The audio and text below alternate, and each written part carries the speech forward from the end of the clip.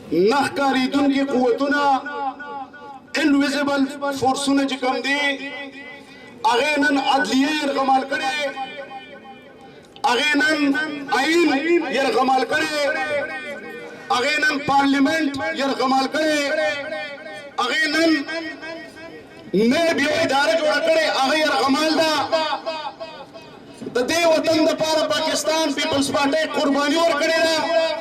پاکستان پیپلز پارټي دا جمهوري پارټي ده، دا د قربانو پارټي ده، دا د شهادتونو پارټي ده او دې ملک ته یو اسلامي آئین ورکړی دی. نن هغه آئین د یو بدترین امریت د وجې نه چې دا کوم امریت نن دا نیازي په شکل کې په دې وطن کې موجود دی، دا کارونه نه یحیی خان کړي وو، نه ایوب خان کړي وو، نه پرویز مشرف کړي وو او نه ضیا کړي وو.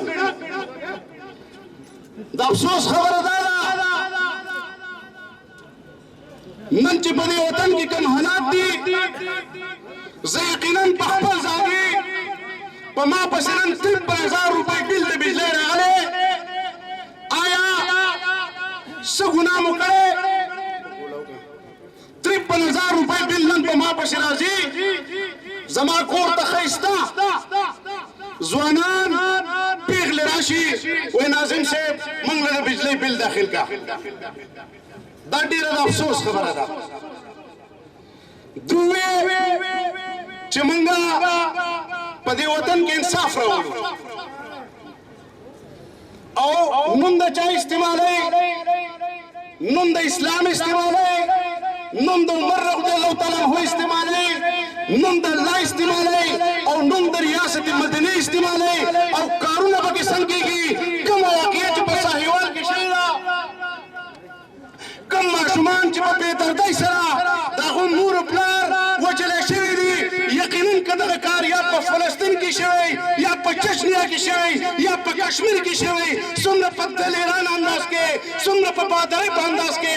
بله ورځ د سی ټي وي اهلکار کومو ماشومانو چې بهر جوړه فریاد وکړو، رب ته په جوړه شول، عمر رضی الله تعالی عنه غوندې بادشاهي غوښتو، هغه ماشومان نن په جوړه دي او د سی ټي وي هغه قاتلان هغه هم بهر ازاد ګرځي.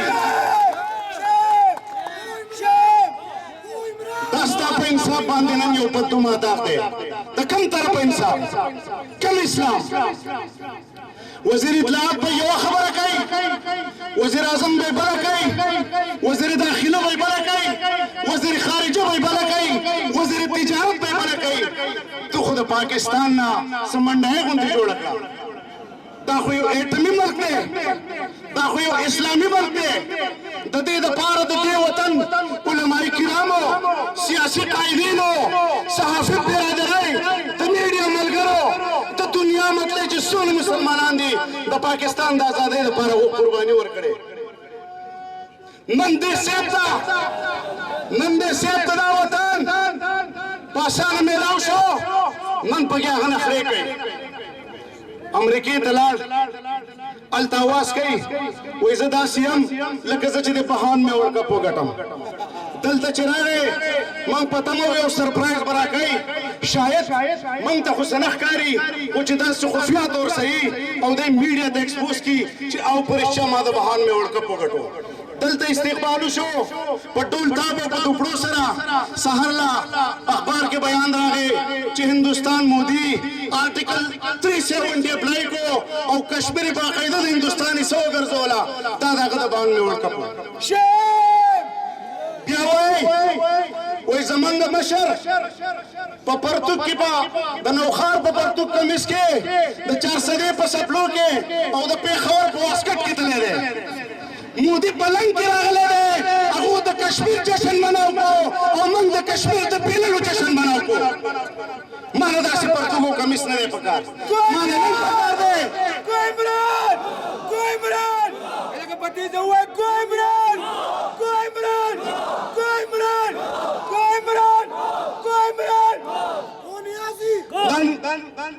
نن خارجه پالیسي د پاکستان هغه ډېره کمزورې ده. नन पोतन के दल good governance निष्ठा नन इदारी कमाल दी नन मीडिया बांधे बदतरीन कदम दे तुमरा सेंसरशिप चिदा पाकिस्तान पर 70 साल तारीख की तुमरा पाबंदी पर मीडिया नजर आगले नहा इरबा डालरा सऊदी वर्कल शपक इरबा कतर वर्कल Asian development bank chia Sierra वर्कल IMF को असर मुल्क रमाल को वज़ीर आज़म हाउस की मेखी हुई आगे खर्च करे गाड़ी नीलाम कर वे गवर्नर हाउस चले दबा खत्म को प्राइम मिनिस्टर हाउस की यूनिवर्सिटी तदे हर सब बावजूद मन पमल की महंगाई वलिदा जमन खपल वज़ीर आला और खपल वज़ीरान पसवात के बाजरीन न मुआफ कई बाजरीन टैक्स वाला गो मन मलम जबा चाहे जमन यो सोर्स ऑफ इनकम दे द टूरिज्म यो हब दे ननल द बगरीब